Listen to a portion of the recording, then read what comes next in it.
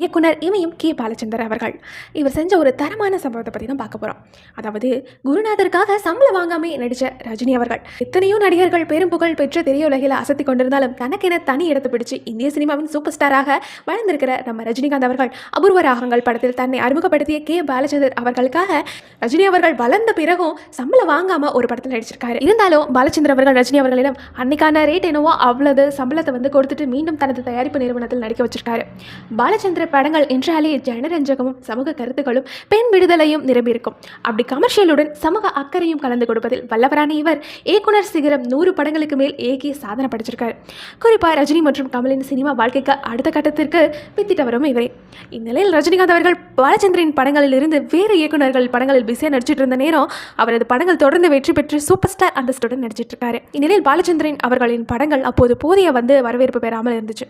அவரது கவிதாலயா புரொடக்ஷனும் அப்போது பண நிர்வாக சிக்கலில் இருந்துச்சு.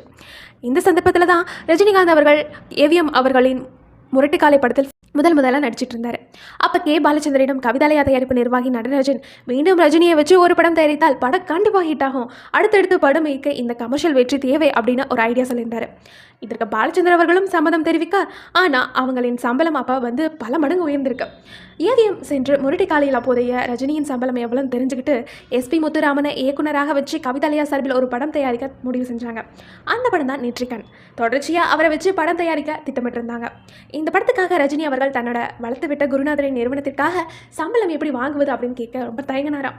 ஆனால் கவிதாலயா நிறுவனமோ அந்த அட்வான்ஸ் வாங்கினாதான் நாங்கள் படத்தை தயாரிப்போம், இல்லைன்னா வேண்டாம் அப்படின்னு சொல்லி ரொம்ப தயங்கியபடி அப்போ அவரின் மார்க்கெட் சம்பளத்தை என்ன பெற்றிருக்காங்க.